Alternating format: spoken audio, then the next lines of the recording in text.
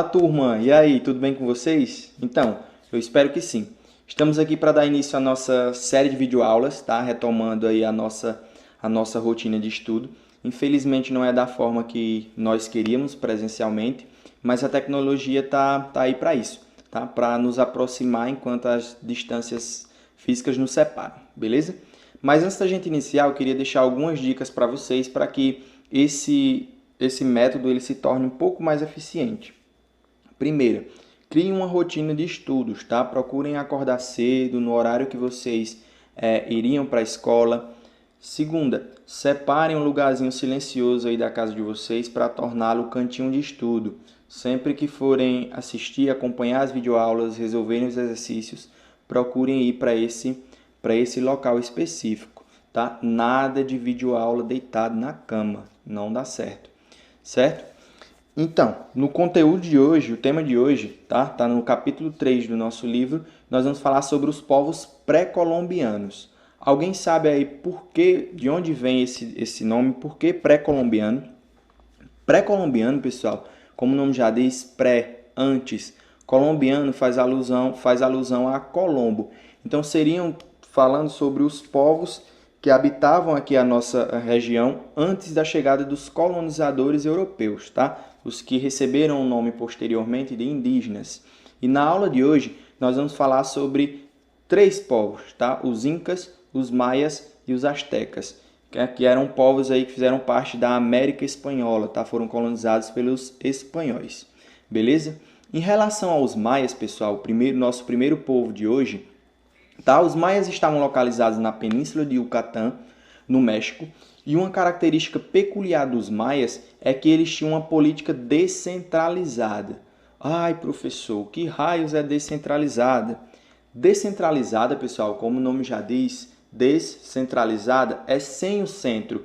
Significa que a política maia não tinha um líder supremo, um imperador que comandava, um rei que mandava em todo o império. Tá? Os maias eles eram formados por várias cidades e essas cidades elas tinham sua autonomia, seu líder, elas eram independentes. Então todos pertenciam aos maias, só que cada cidade com seu líder específico. E esses líderes, pessoal, eles chegavam até a disputar o domínio do território entre si. Só que o que acontecia? Quando os maias eles eram invadidos por povos estrangeiros, por povos de fora, essas cidades elas se uniam, tá? Para poder expulsar esse invasor. Após o invasor ser expulso, eles retornavam à organização tradicional e à disputa de terra dentro do Império Maia. Em relação à sociedade, pessoal, a sociedade maia ela era hierarquizada, ou seja, ela tinha uma hierarquia. E o que é isso, professor? O que seria uma sociedade hierarquizada?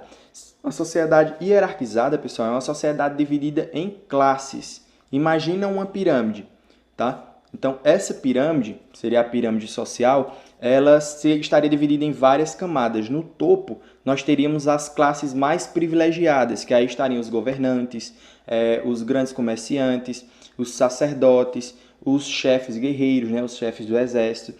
Esses faziam parte das camadas mais altas, das classes mais altas, aquelas que tinham mais prestígio dentro da sociedade, mais privilégio dentro da sociedade.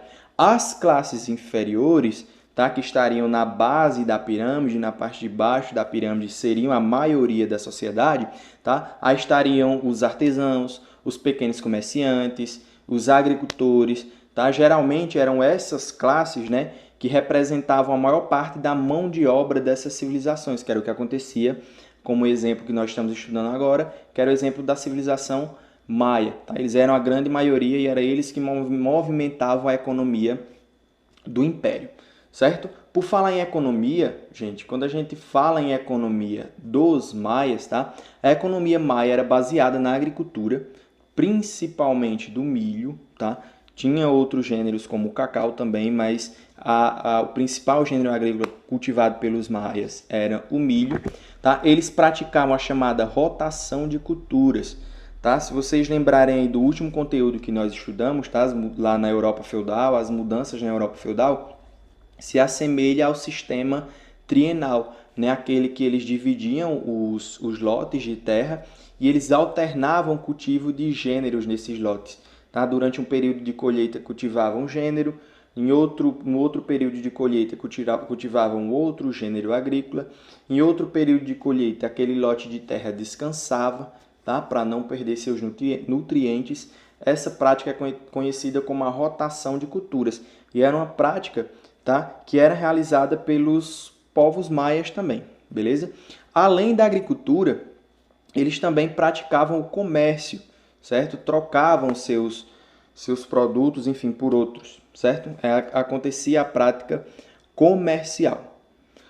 Outra atividade muito importante, tá? No Império Maia está relacionado à ciência, tá? Isso faz com que a gente perca a ideia de que esses povos que aqui habitavam eram povos atrasados, como pregavam os europeus que aqui chegaram, tá? Quando a gente começa a estudar os incas, os maias e os astecas, a gente percebe que é totalmente o contrário.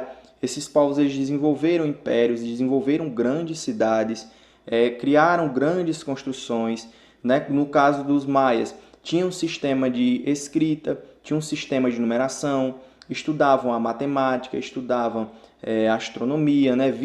Estudavam os astros, que prova que esses povos que aqui habitavam não eram atrasados, como pregavam os europeus que aqui chegaram. Tá? No caso dos maias, eles estudaram a matemática, eles estudaram astronomia, eles estudaram ciência, enfim. E desenvolveram um calendário, desenvolveram um sistema de escrita e um sistema de numeração. Tá? O sistema de escrita maia era mais complexo, tá? Tinha cerca de 800 símbolos e a grande maioria ainda não foi traduzida, né? Não se conseguiu realizar essa tradução desses símbolos maias. Já o sistema de escrita maia era um sistema bem simples, tá? Que era composto por 3 símbolos. Uma concha, tá? Que representava o 0, um ponto que representava o 1 e o traço que representava o 5. Tá? Esses eram os 3 números do sistema de numeração maia, certo? Espero que tenham entendido essa primeira parte. Nas aulas seguintes a gente vai discutir um pouco mais sobre os incas e posteriormente os astecas. Um abraço, pessoal!